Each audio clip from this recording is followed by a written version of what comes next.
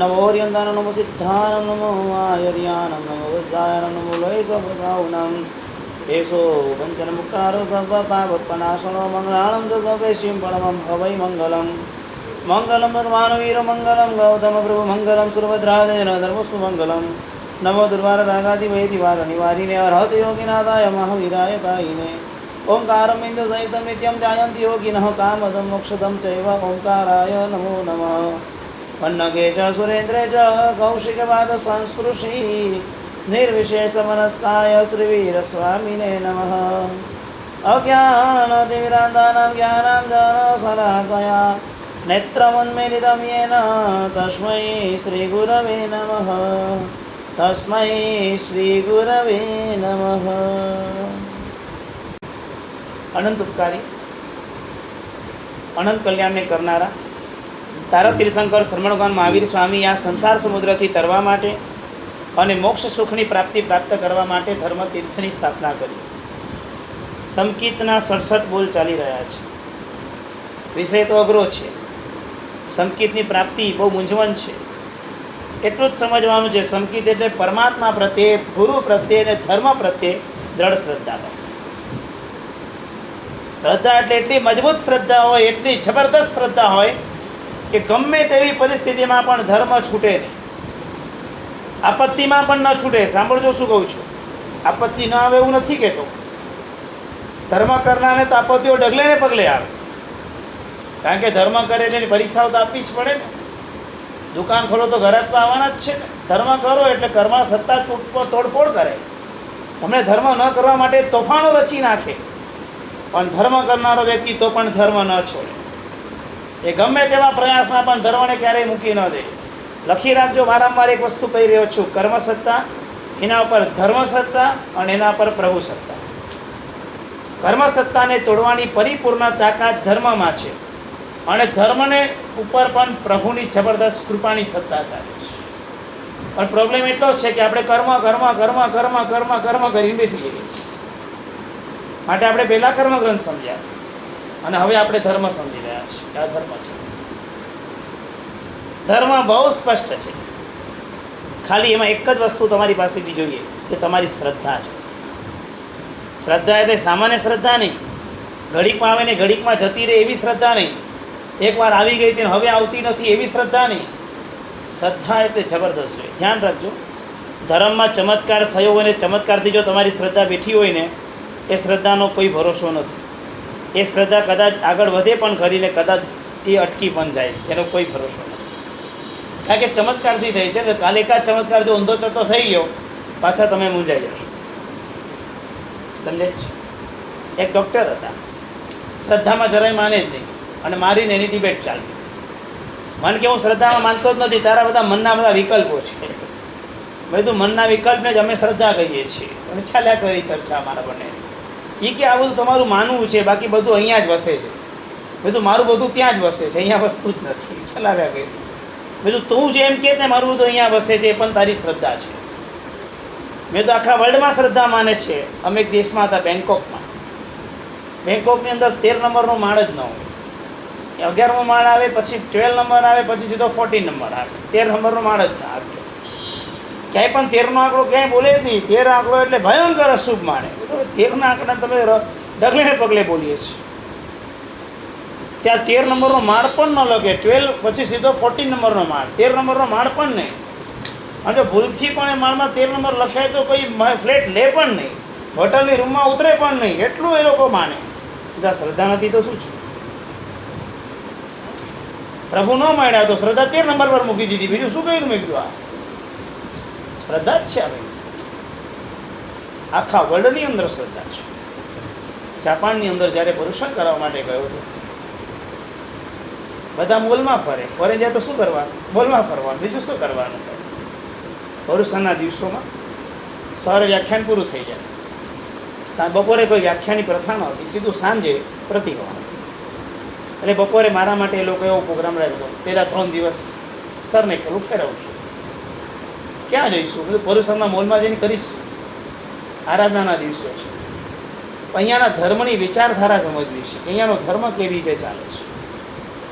ત્યાંના ધર્મના ક્ષેત્રોની અંદર ધર્મ કેવી રીતે એ લોકો માને છે એ જાણવા માટે જવાની જિજ્ઞાસા છે. કેટલાય મઠ એવા જોયા જેમાં બુદ્ધની મૂર્તિ હતી અને કેટલાય મઠ એવા હતા જેમાં બુદ્ધની મૂર્તિ નથી.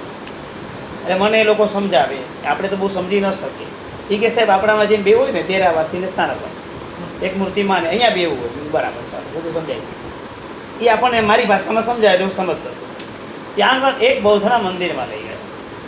એ મંદિરને કે હું કંઈ દર્શન ના હશે નહીં, હું તો એના ધર્મને સમજવા ગયો હતો કે અહીંયાના લોકો ધર્મ કેવી રીતે ફોલો કરે છે. મને કહે સાહેબ અહીંયા લોકો રોજ મંદિરમાં નથી આવતા, પણ 3 વર્ષમાં 3 દિવસ ચોક્કસ આવે છે. બધું કયા 3 દિવસ? નંબર 1 એનો બર્થડે હોય ત્યારે, નંબર 2 જેમ આપણે કેવું દિવાળી પછી બેસતું વરસ આવે એમ અહીંયા એક નવું વરસ આવે ત્યારે બધા લોકો આવે. અને નંબર 3 જ્યારે આમ મંદિરનો પર્વ દિવસ આવે ત્યારે. બધું બરાબર, અમે બી ધજા ચડાવવા એકવાર ગામમાં જોઈએ, બધું સેટ છે. ચાલ નેક્સ્ટ કમ્પેરિઝન તમારું ચાલતું હતું, શ્રદ્ધા જ બેસતી હતી, બીજું કાંઈ હતું નહીં. આટલું કર્યા પછી ત્યાં આગળ બાજુમાં એક મોટી લાઇનસર દોરી હતી, તાર હતા, અને તારમાં બધા લોકો આમ કંઈક પકડેલું આમ બાંધેલું હતું બધી જગ્યાએ. એટલે હું એને જોતો હતો, બધા શું છે આ વિશેષતા, તો હું કંઈ પહેલાં સમજી ન શક્યો. એટલે મારી સાથે જે પરિચિત અમને જે આવ્યા હતા સાથે એમને મને કહ્યું, સાહેબ આ દુકાનની અંદરથી આપણે એક વસ્તુ લેવાની, 10-20 રૂપિયાની કંઈક વસ્તુ હતી ત્યાંના પ્રમાણે એની. પછી આપણે આપણી વિશ આમ મંદિરમાં જઈને કરવાની. પછી તમે જે વિશ કર્યું છે એ તમારે આમ ખોલીને જોવાની. એમાં જો પોઝિટિવ વસ્તુ આવી હોય તો તમારા ઘરે જઈને મૂકી દેવાની, તમારું કામ આ વર્ષે પૂરું થઈ જાય. અને ઇનકેસ માની લો કે તમારું આવું કંઈ ન આવે તો તમારે એક કામ કરવાનું, ત્યાં આગળ જઈને એ ત્યાં આગળ બાંધી દેવાની. તો તમારી કોઈ નેગેટિવ વાત આવી હોય કે નહીં થાય એ ત્યાં આગળ ભગવાન સંગ્રહી રહે છે. બીજું આ બીજું કાંઈ નહીં, આ શ્રદ્ધા જેવું લાગે જ નહીં, આ શ્રદ્ધા જ છે એક જાતની, સમજાય?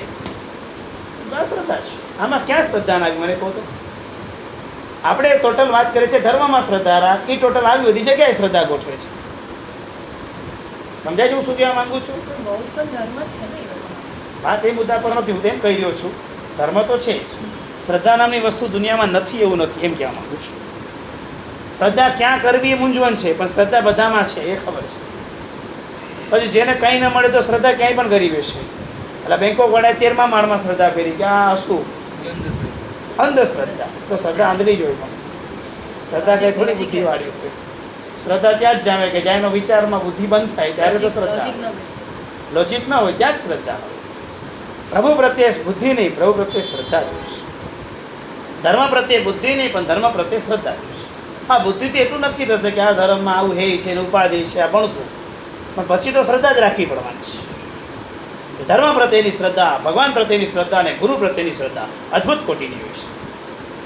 શ્રદ્ધા તો એવી અદ્ભુત હોય કે આમ ક્યાંય બી હલીએ ને. માટે સંવેગ, નિર્વેદ, આસ્તિક્ય અને અનુકંપા, આ 5 જ્યારે ભૂમિકામાં આસ્તિક્યમાં વારંવાર આપણે સમજાવ્યું છે. આ જ મારા પ્રભુએ કહ્યું છે તે સાચું જ છે, આ શબ્દ નથી, આ એક જાતની શ્રદ્ધા બતાવી છે. શાસ્ત્રમાં દ્રષ્ટાંત આવે છે. શ્રેણિક મહારાજા સંકિત દ્રષ્ટિ છે. એ જ ભાવની અંદર એને આમ બાણ માર્યું છે. હરણના પેટમાં રહેલું બચ્ચું ને હરણ બંનેને એક બાણમાં મૃત્યુ પમાડ્યા છે. ત્યારે સંકિત નહોતા પામેલા. ત્યારે શિકારના શોખીન હતા. રાજાશાહીથી રાજાઓ શિકાર કરે, કારણ કે ઓલા નિશાન શીખવાના હોય તો નિશાન ક્યાં શીખે? એટલે લોકો પ્રાણી પર શીખતા. હરણને મારવું એ મોટી કળા કહેવાય, અને આજે પણ કહેવાય છે. અને એ વખતે આવી રીતે શિકાર એક નિમિત્ત માત્રમાં થયો. એમાં બહુ જબરદસ્ત અભિમાન આવ્યું, કારણ કે એક તીર અને 2 જીવના મૃત્યુ કર્યા છે. આવી કળા કોઈની હોઈ શકે. કુદરતી ત્યારે કર્મ બંધાય છે, નરક ગતિ બંધાઈ જાય છે. પ્રભુ મહાવીર સ્વામીનો યોગ થયો, આરાધનાનો સુમેળ જામ્યો અને સાહિક સંકિતની એને પ્રાપ્તિ કરી.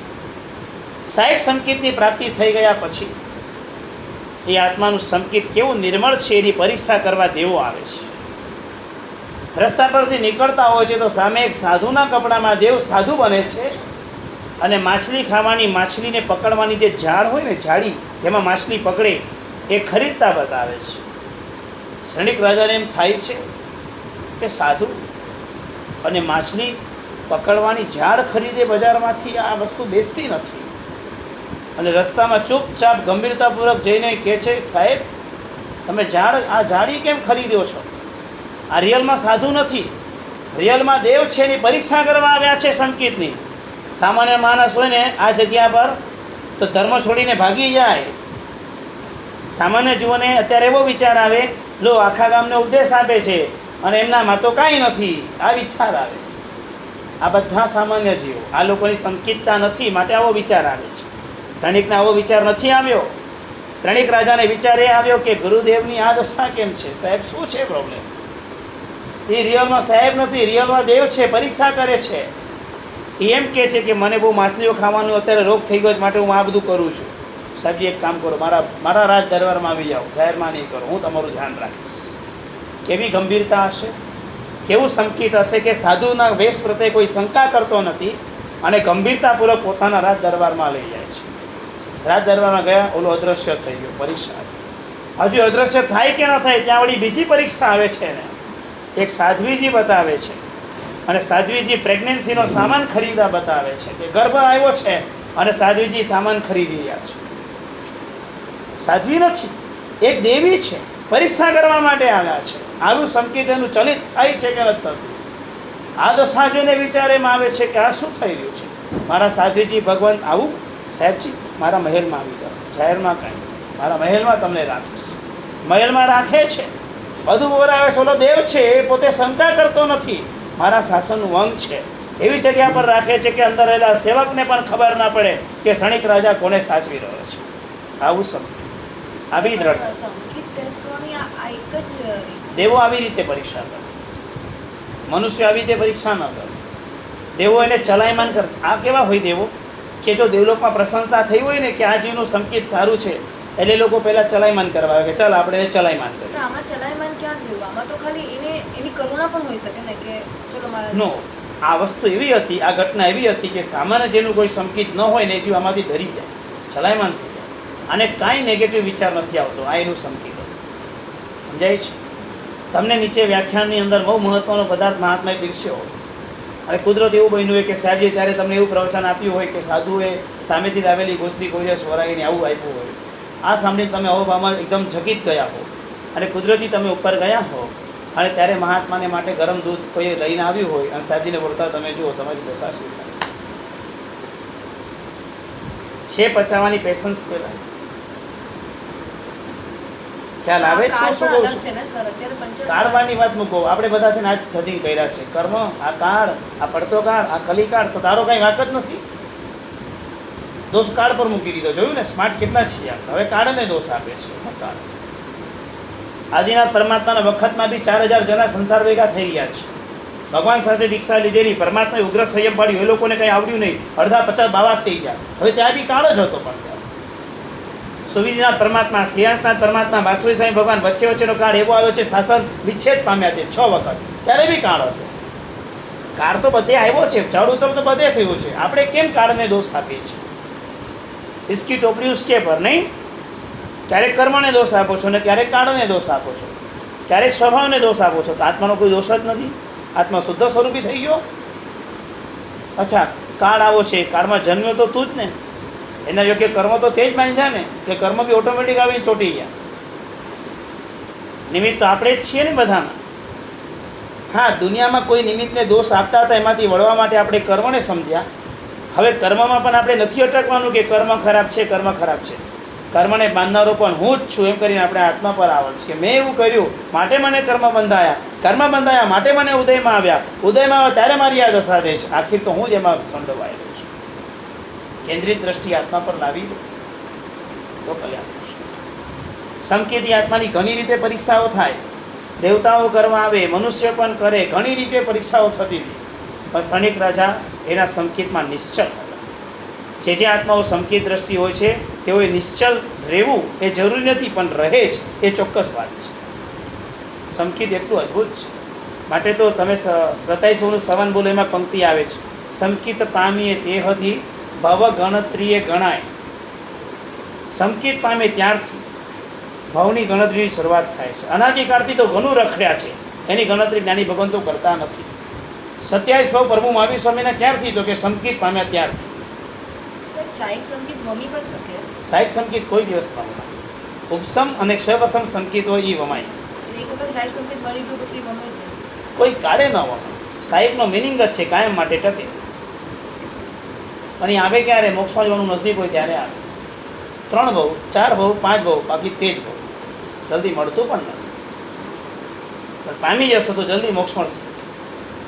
સમજાઈ ગયું બરાબર? પામવાનું છે, ક્યારે પામશું ખબર નથી. સંકિત આત્માના 5 પ્રકારના લક્ષણો આપણે સમજ્યા. 67માંથી 5 પૂરા થયા છે. આજે સંકિતી આત્માના 8 આચારને સમજશો કે સંકિતી આત્માના આચાર કેવા હોય. દર્શનાચારના 8 આચાર સમજવાના છે. નાનંબી સૂત્રમાં વારંવાર બોલીએ છીએ, નિસંકીય, નિકંખીય, નિવિતિગીચ્છા, અમુદ ડિચ્છીય, ઉવ થીરી કરણે, વત્સલ્લ પભાવને અઠ્ઠ. દર્શનાચારના આ 8 આચાર છે. પહેલા 4 જે છે એ અભ્યંતર જીવન માટેના છે. પછીના 4 જે છે તે બાહ્ય શાસન માટેના છે. પહેલા 4 જીવનમાં હોય અને પછીના 4 જો બાહ્ય શાસનમાં કરીએ તો બહુ લેખે લાગે અને નક્કરતા દેખાય. પહેલા 4 ભીતરમાં ન હોય અને ખાલી બહારમાં દોડી જઈએ તો એ નુકસાન કરે છે. નંબર 1 નિસંકીય, નિશંકપણ.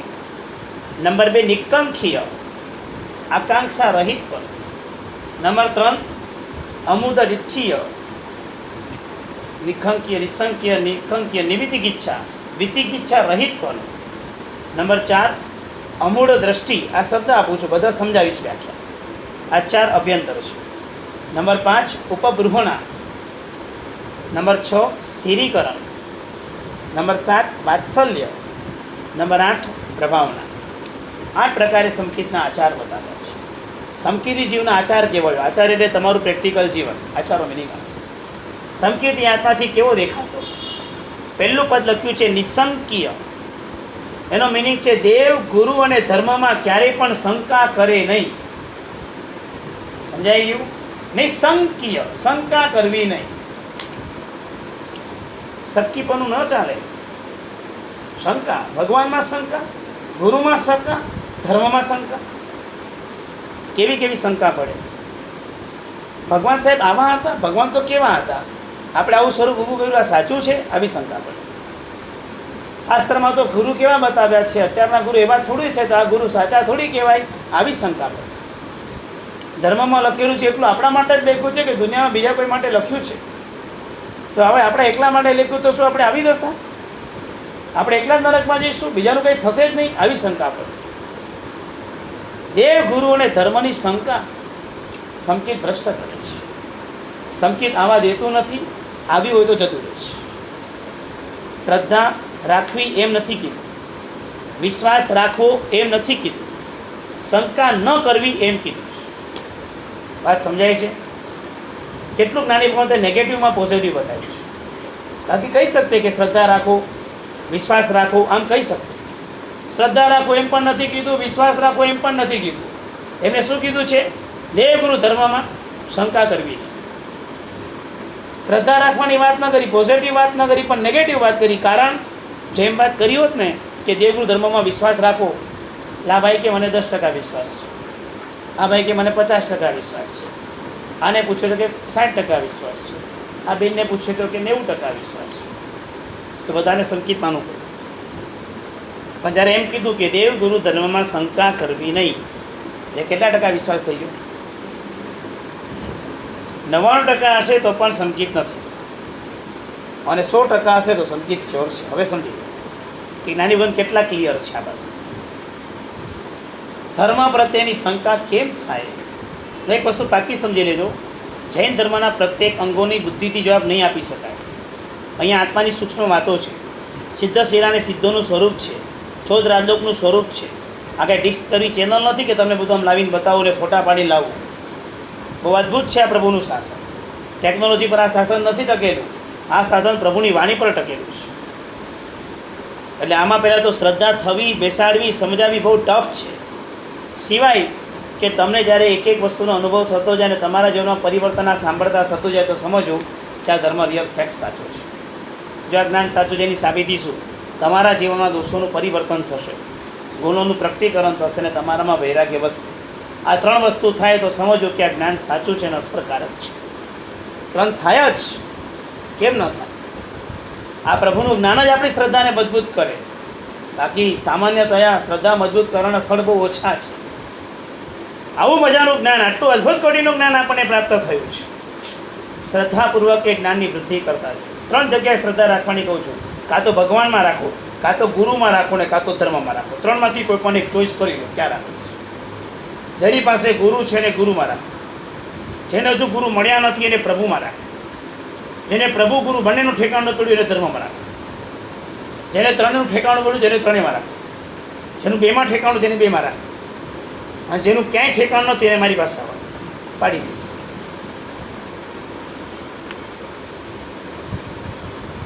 સમજાય છે? શ્રદ્ધા તો જોઈશે, દેવ ગુરુ ધર્મનું સાનિધ્ય સતત જોઈશે. આજે અમે અહીંયા પણ જે બેઠા છીએ અમે ગુરુ કૃપાએ બેઠા છીએ, એમને અહીંયા બેઠા નથી. હું તમને એમ નથી કહેતો કે મારી બહુ ઊંચી શ્રદ્ધા છે, શ્રદ્ધા તો જેવી હોવી જેવી તો નથી અમારા, પણ જે બી અહીંયા કંઈ બોલી શકાય છે, જે પણ કંઈ આ બધું પ્રભુ કૃપાએ ચાલે છે, આ બધાની પાછળ દેવ અને ગુરુ આ બે તત્વ જ કામ કરી રહ્યા છે, બીજું કાંઈ. તમે હમણાં હું સ્ટાર્ટિંગમાં રોજ મંગલ કરું છું, તમે મંગલ મારું સાંભળતા હશો. કોઈ હાથ જોડે છે, કોઈક હાથ નથી પણ જોડતું, કેટલાક પોતાનું લેસન કરે છે, ચાલે છે. આ મંગલ છે. એમાં હું છેલ્લી ગાથા બોલું છું.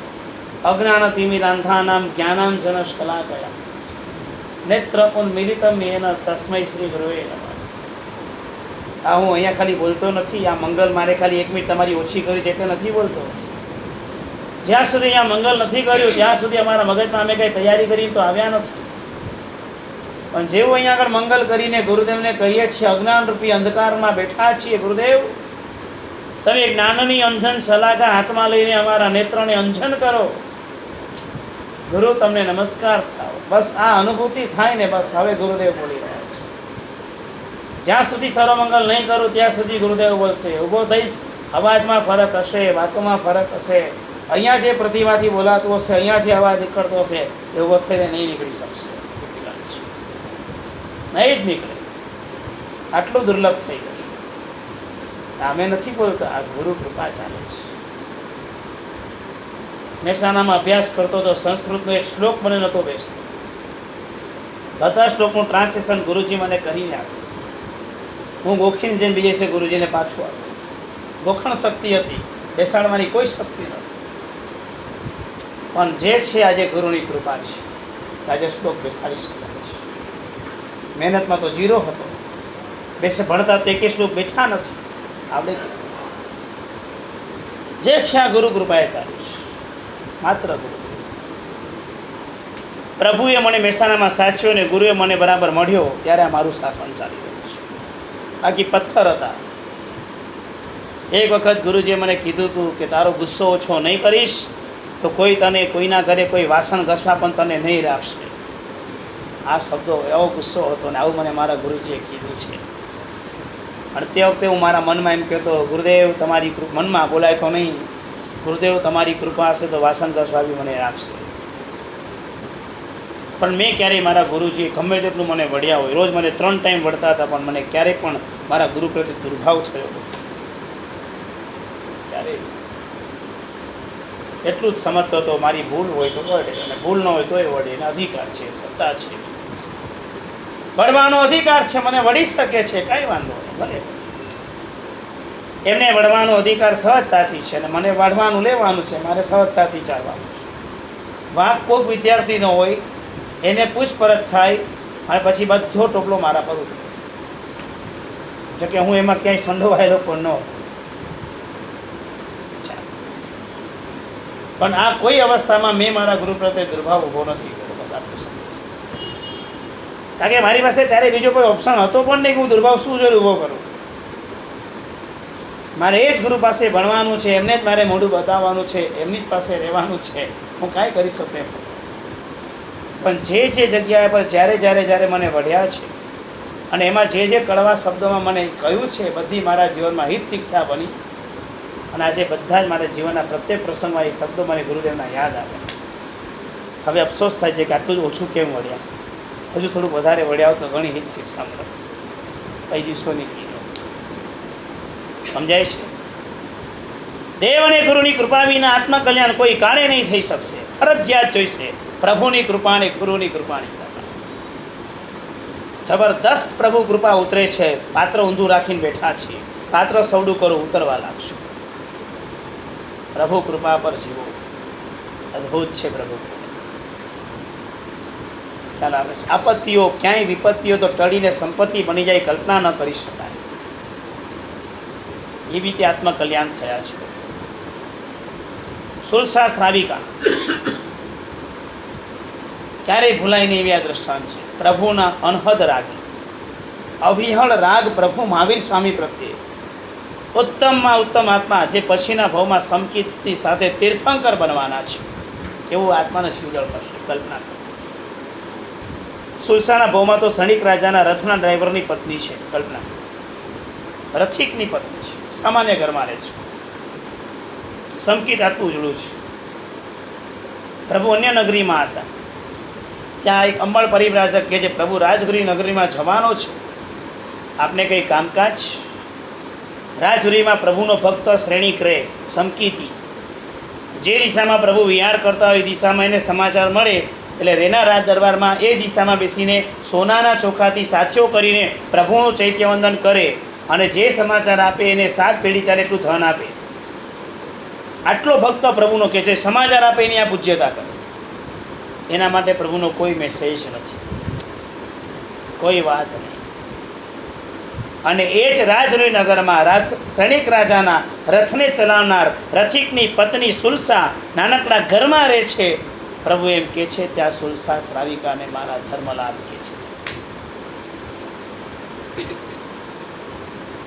અંબળ પરિવ્રાજકને ત્યારે ત્યાં આગળ શંકા પણ નથી, કુશંકા પણ નથી, પણ આ શંકા થઈ છે. ડાઉટ આવે કે શંકા જે સંસારીમાં આપણે ડગલે પગલે આવે છે. કુશંકા એટલે નેગેટિવ શંકા, એ તો અહીંયા ભગવાન માટે કોઈ કાઢે કરી શકાય એમ નથી. આ શંકા એટલે આશ્ચર્યકારી શંકા. એવું એનામાં શું હશે? શ્રણિકને કોઈ મેસેજ નહીં અને સુલસાને આટલા મોટા મેસેજ ધર્મલાભના પર્સનલ. અંબળને સમજાતું નથી, પણ અંબળે કીધું તો હતી. એ વિચાર કર્યા કરે છે ટ્રાવેલિંગમાં કે હું રાજગુરી તો જઈશ, પણ આ સુલસામાં એવું શું હશે કે ભગવાને એને યાદ કરીને ધર્મલાભ કેવડાવ્યા છે. ત્યારે પણ મેસેજ આવે ને ગુરુદેવના કે સાહેબજી તમને યાદ કરતા હતા, ધર્મલાભ કેવડાવ્યા છે, ત્યારે શું થાય? અફસોસ થાય કે આનંદ થાય છે?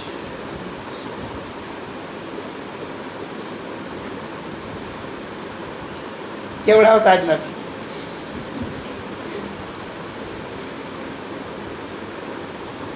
હમણાં જ ગાડીમાં આવતો હતો ને કોઈ મારા સાહેબે કોઈ ભાઈ અમને જ્યારે મૂકવા માટે જે ભાઈ આવ્યા હતા એ ભાઈ થકી મેસેજ મોકલાયો સિવાયના અચાનક ગાડીમાં યાદ આવ્યું. મને કે સાહેબ તમને સાહેબે ધર્મલાભ કેવડાવ્યા છે.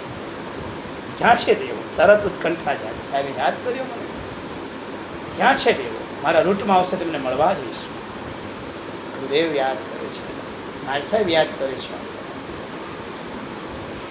દુનિયાના બધા ચિટરોની અંદર એવી એક સંસ્થા ચાલે છે જે લોકો માયા કપટ પર નથી જીવતા, બહુ ભદ્રિકતાથી જીવે છે. આ જ સંસારમાં જેને પાપ અડતું નથી એવા વ્યક્તિ તમને યાદ કરે એ દિવસ સોનાનો સમજજો. અને ફોરેનરના દર્શન થાય ને તેમ સમજો આજે ભયંકર પાપનો ઉદય થયો અને ફોરેનરના દર્શન થયા છે. સમજાય જ કાંઈ? હું આમ કરો છો, હા તો ભોગવો, બીજું શું? તો બે રાખવાનું કે સાધુના દર્શન કરું ને પછી ફોરેનના દર્શન કરું. બોલો હવે ક્યાં વાંધો છું? 360 દિવસ સાધુના દર્શન કર્યા પછી ફોરેનના દર્શન કરવાના. બોલો વાત શું છે? સાધુનામ દર્શનમ પુણ્ય મળી જશે સાધુ. બોલો હવે જતીનભાઈ નાનકડી વાત કહી દઉં. મારા કરતાં પૈસાની દૃષ્ટિમાં તમે ગણાશો, મારા કરતાં પુણ્ય તમારું ઘણું સરસ, મારા કરતાં આવડત બુદ્ધિ તમારામાં ઘણી સરસ, બધામાં. 360 દિવસ સાધુના દર્શન હું કરી શકું છું, એમાં તમારામાં મારી પુણ્ય કેવી? બોલો મને વાત કરો. 360 દિવસમાં એક દિવસ એવો ન હોઈ શકે સાધુના દર્શન ન થઈ શકે. એટલી પ્રભુની કૃપાને હું પાર માની રહ્યો છું. તમે ધર્મ સમજો છો એ રીતે હું વાત કરું છું, અભિમાનથી વાત નહીં સમજો.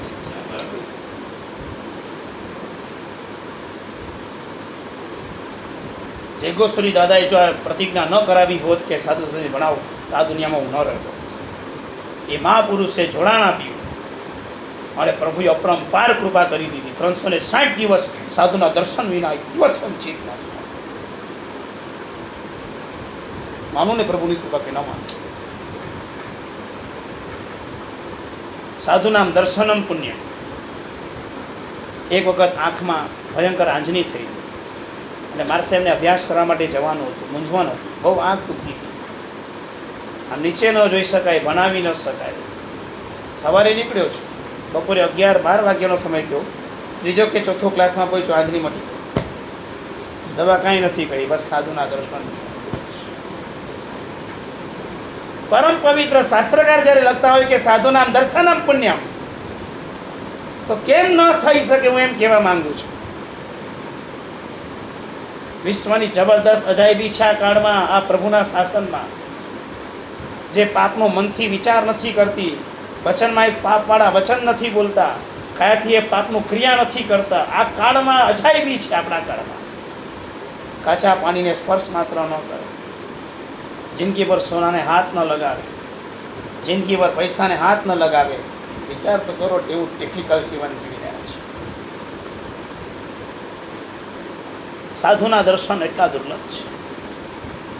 દેવ, ગુરુ ને ધર્મ. તમારી પાસે 3 ચીજ જોઈએ: ભગવાન, ગુરુ અને ધર્મ. આવી રીતે ભણાવતો હતો ને, એમના કોઈ પરિચિત એક જણના ઘરમાં ફોરેન અમેરિકાથી આવ્યા હતા. પોતે તો અહીંથી ગયા હતા, એટલે ક્લાસમાં આવીને બેઠા. ક્લાસ પૂરો થયો એટલે પરિવારે મને ઓળખાણ કરાવી કે સાહેબ મારા મિત્રો છે ને અમેરિકાથી આવ્યા છે. પૂછ્યું કેમ, મજામાં છું? સહજ વ્યવહાર કર્યો. વિનય વિવેકી સખત હતા, સારા હતા. મેં પૂછ્યું તમે અમેરિકામાં દર્શન પૂજા કરો છો? પ્રશ્ન. કારણ કે હું બીજું શું પ્રશ્ન કરું? મને અમેરિકા કહેશો તો એમ થોડી કહેશ કે લાસ વેગાસ ફરવા જાઉં છું કે નથી જતા. એ તો બધા પરાક્રમ પૂરા કરશો. એટલે મેં પ્રશ્ન પૂછ્યો. કારણ કે સાહેબ સોમથી શુક્ર તો નથી જઈ શકતા, શનિ રવિ જઈએ છીએ. કારણ કે સાહેબ પછી ઓલું માઇલમાં બોલ્યા કે આટલા માઇલ દૂર છે. માઇલ તો બોલો, માઇલમાં શું બોલો છો એમ બોલો ને. કારણ કે આપણે તો માઇલમાં દેરાસર બોલવાના જ ન આવે કોઈ દિવસ. આપણે તો 2 ગલી દેરાસર, અડધી ગલી આપણે તો આમ જ હોય. આમ જઈશ તો દેરાસર, 1 ગલીમાં 4 દેરાસર. આપણે તો અહીંયા આવું જ હોય. એટલે મેં તો હું સમજ્યો નહીં, આટલું તો માઇલનું ગામ ક્યાં થયું? મને કે ના, મારા ગામમાં તો છે જ નહીં. હું ટ્રાવેલિંગ કરીને આટલા કિલોમીટર જાઉં એટલે આટલા માઇલ પછી મને દેરાસર આવે. મારા ઘરથી ગાડીમાં મને 3 કલાક લાગે છે જવામાં, 3 કલાક લાગે છે આવવામાં. મારા દીકરામાં સાહેબ સંસ્કાર રહે એટલે હું શનિ રવિનો પ્રોગ્રામ એમાં રાખું છું. કીધું 3 કલાક ગાડીમાં જતા હતા? મેં કીધું હા. કીધું અમે તો અહીંયા 3 કલાક જઈએ તો 100 દેરાસર તો રમતા રમતા થઈ જાય અમારો. કેમ આપણે અહીંથી નીકળે તો ભાઈંદર બાવનજીના લઈ, ત્યાંથી વળી ગિરનાર ધામ, ત્યાંથી રોડા ધામ, ત્યાંથી પુણ્ય ધામ, ત્યાંથી પવિત્ર ધામ, કેટલાય ધામ આવી જાય આપણે તો. ઢગલા બંધ દેરાસર, આમ નમોજીના નામ કરતા જઈએ તો ઠમ બનાવતા જાય આપણા તો. નાકોડા ભૈરવ ધામ, પછી મનોર ધામ, ધર્મધામ, તીર્થધામ. સુરત આવી ગયો પીવારમાં તો કેટલા દેરાસર રસ્તામાં આવે. તો 3 કલાકમાં કોઈ 3 કલાકના માઇલના તમારી સ્પીડમાં કોઈ દેરાસર નથી? મને કે નથી. બીજું દેરાસરમાં કેટલા કલાક? મને કે 15 મિનિટ.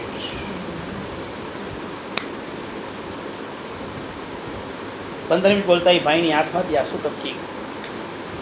મારો પ્રશ્ન અઘરો નહોતો, ભીતરમાં એની દુઃખની ભૂમિકા કે 6 કલાકના ટ્રાવેલિંગમાં મને 15 મિનિટ પ્રભુ મળે છે.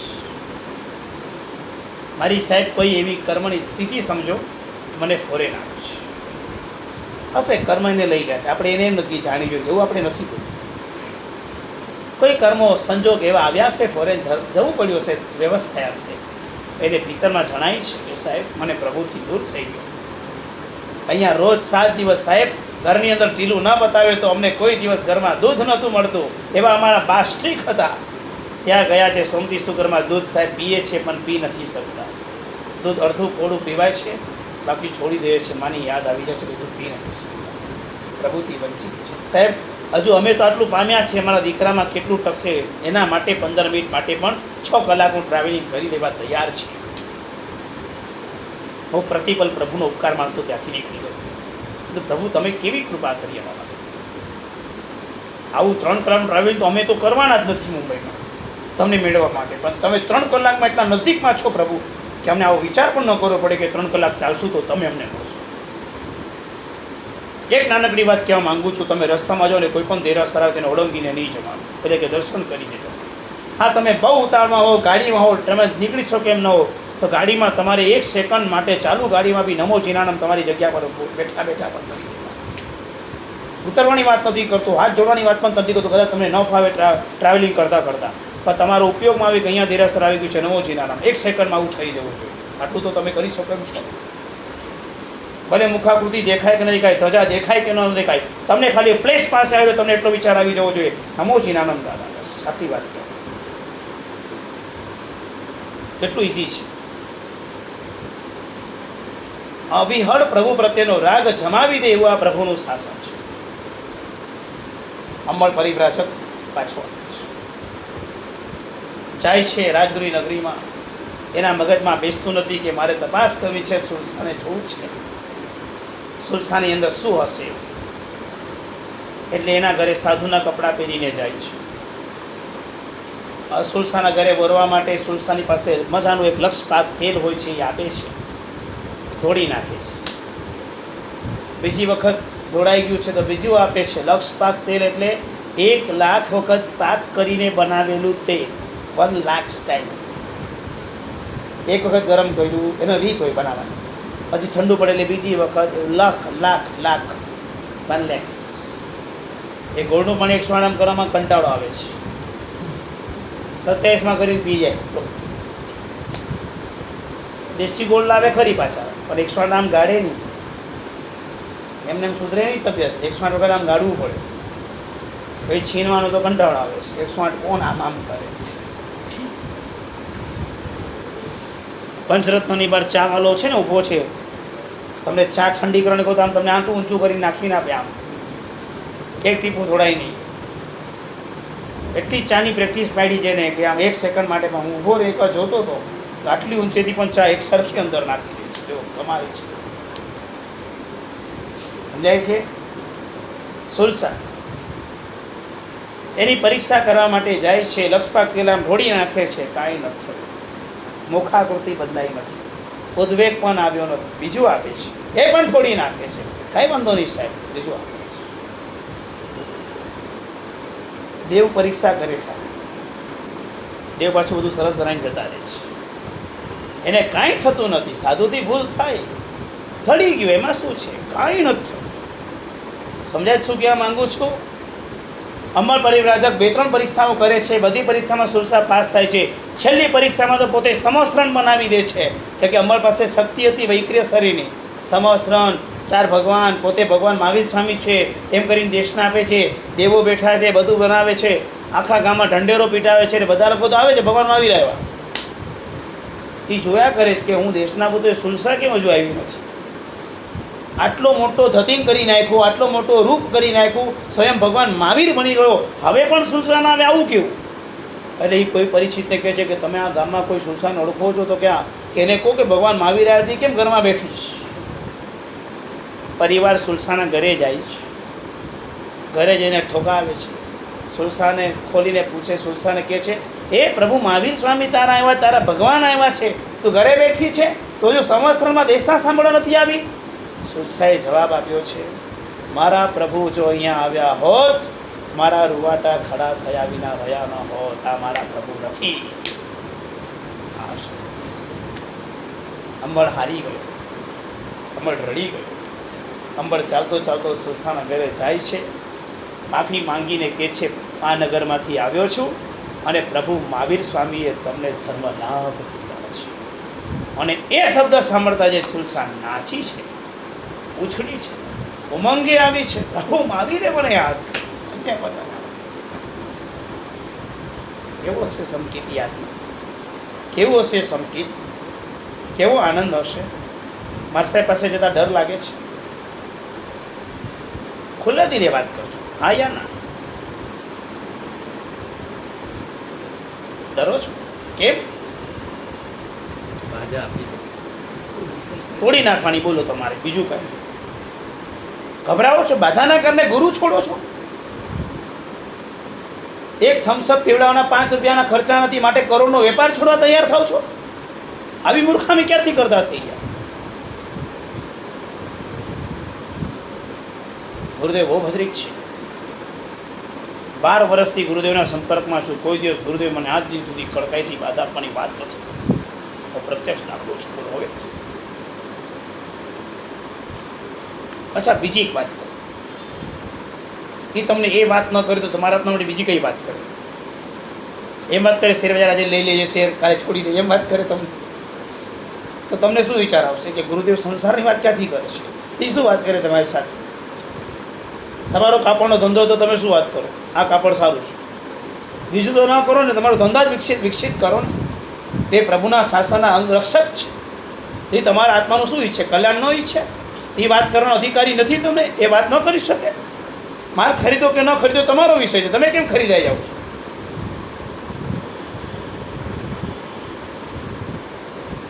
સાધુ સાધી ભગવાનની પાસે જવાથી કાંઈ નુકસાન નહીં થાય. નાનકડી વયમાં મારી જીવનની દશા તો એમ પસાર થઈ છે કે ઘરમાંથી પીપર નથી મળતી, એટલે હું સાધી ભગવાનના ઉપાશ્રયમાં પીપર લેવા માટે જતો હતો. એ સાહેબજી કોણ છે એ મને ખબર નથી. મને નૌકારની ઉપર પંચિંદી આવડતું નહોતું. મને સાહેબજી બધું કે વંદન કર, હું વંદન ન કરું. હું પીપર લેવા માટે જ ઊભો રહેતો હતો. સાહેબજી મને કહે તને પીપર નહીં આપીશ તો ઊભો જ રહી જાય. છેલ્લે સાહેબજીની હાર થાય, હું પીપર લઈને ત્યાંથી નીકળી જાઉં. મારી 10 મિનિટ બગાડતો, વંદન પણ ન કરું, પણ પીપર કઈ આપતા હતા એ આજે યાદ છે. પીપર કોણ આપતું હતું હજુ મને યાદ નથી. આટલામાં સમજી જાઓ કે કેટલો પીપર લક્ષી હોઈશ. પણ એ પીપરે મને સાદી યોગન પ્રત્યે જે અહોભાવ ઊભો કરાવ્યો છે ને, એ આ દિન સુધી અખંડ છે. સમજાય છે? એ પીપરે જોડાણ કર્યા. એ પીપર ગઈકાલે ચંદની રોડ સ્ટેશન પર બેઠો હતો. વહેલો પહોંચ્યો તો, ક્લાસને અડધો કલાકની વાર હતી. વાંચનનું પુસ્તક પાસે હતું, પ્લેટફોર્મ પર બેઠો હતો, જરાક વાંચી રહ્યો હતો. વાંચવા માટે તો બાકડો મળે તો આનંદ આવે. વાંચવાનું ચાલતું હતું ને પગમાં મચ્છરા કરતા હતા. અસમાધિનું નિમિત્ત ચાલુ થઈ ગયું. મચ્છર જરાક તીક્ષ્ણ હશે, ખણજ વધારે પડી, ચિત્ત ચોટતું નથી. હજુ 15 મિનિટની તો વાર જ છે, શું કરું? ચાલ હવે નહીં, પણ હવે અહીંયા સમાધિ જશે, કસાઈ થશે. એ મચ્છરને હું મળી ગયો છું કે મચ્છર મારા કર્મો પૂરા કરાવશે. હું અહીંથી જઈશ તો મચ્છર સમાધિમાં રહેશે. એટલે ત્યાંથી નીકળવાનું સારું લાગ્યું. દેરાસરમાં પહોંચ્યો, દર્શન કર્યા. આગળ ક્લાસમાં જવાનું હતું, વચ્ચે દેરાસર હતા, ટાઈમ હતો, દર્શન કર્યા. દર્શન કરીને બહાર આવીને પૂજારીએ કીધું આરતી કરીને જાઓ.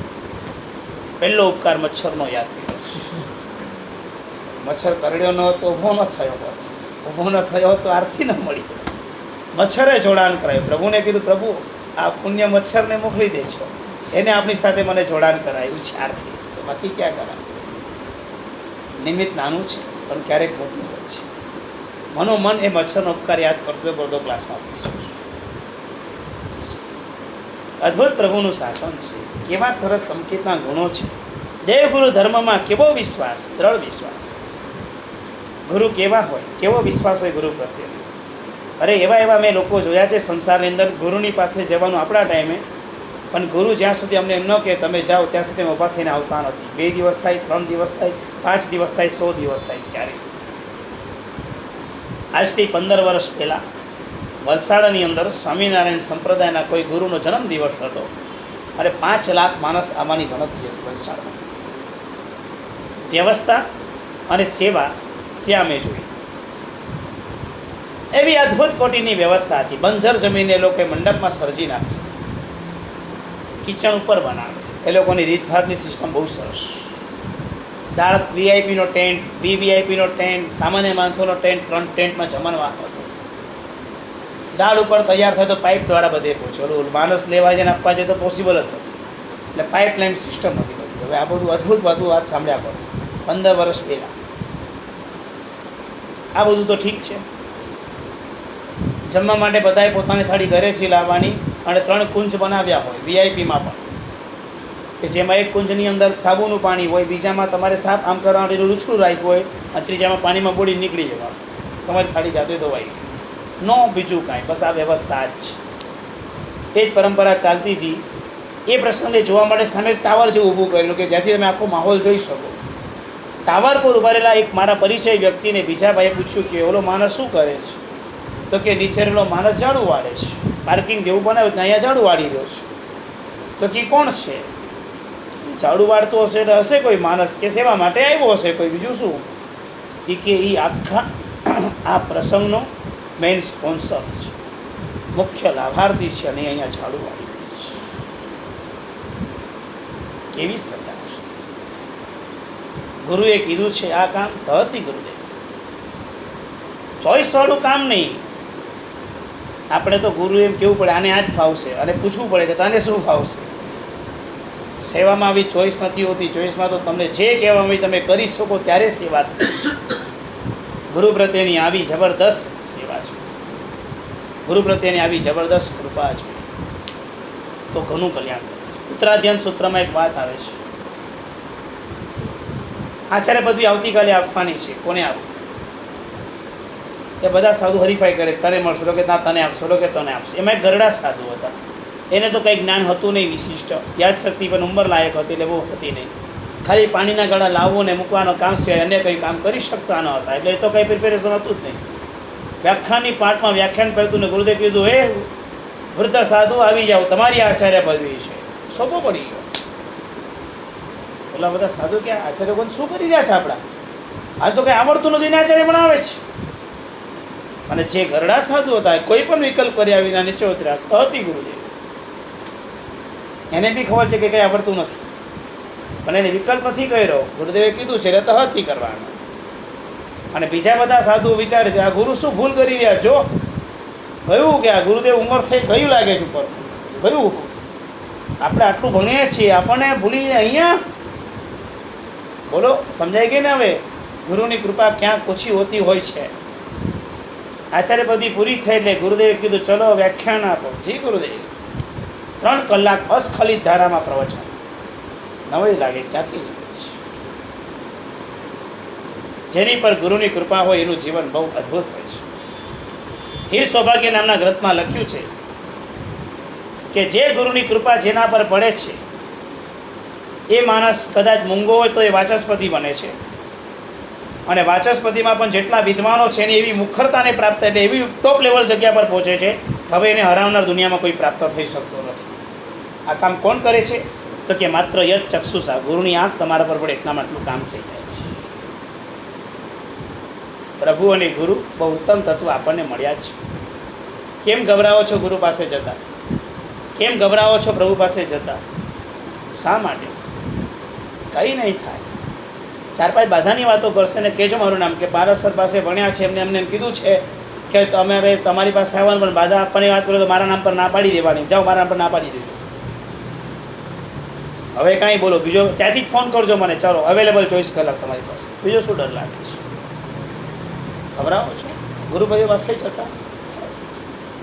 કાંઈ ડરવાની જરૂર નથી. એના દર્શનથી જે કલ્યાણ થશે ને એ અદ્ભુત હશે. એમના દર્શનથી જે પવિત્રતા થશે ને એ અદ્ભુત હશે. એમના દર્શનથી જે કલ્યાણ થશે ને એ અદ્ભુત થશે. એવું છે આ પ્રભુનું શાસન. અહોભાવ એટલો બધો છે આ પ્રભુના શાસન. આવા દેવ ગુરુ અને ત્રીજું તત્વ ધર્મ જે આપણે કરીએ છીએ તે ધર્મ. જે પણ કાંઈ કરીએ છીએ પછી અનુષ્ઠાન કરતા હોઈએ કે ધ્યાન કરતા હોઈએ, ભક્તિ કરતા હોઈએ કે સેવા કરતા હોઈએ, અભ્યાસ કરતા હોઈએ કે પ્રતિક્રમણ કરતા હોઈએ, સામાયિક કરતા હોઈએ કે નૌકારવાળીની માળા ગણતા હોઈએ, એકાશનું કરતા હોઈએ કે કોઈ મોટું વ્રત તપ કરતા હોઈએ, જે પણ કાંઈ ધર્મ આરાધના તમે કરી રહ્યા છો તે બધું શ્રદ્ધાપૂર્વક છે.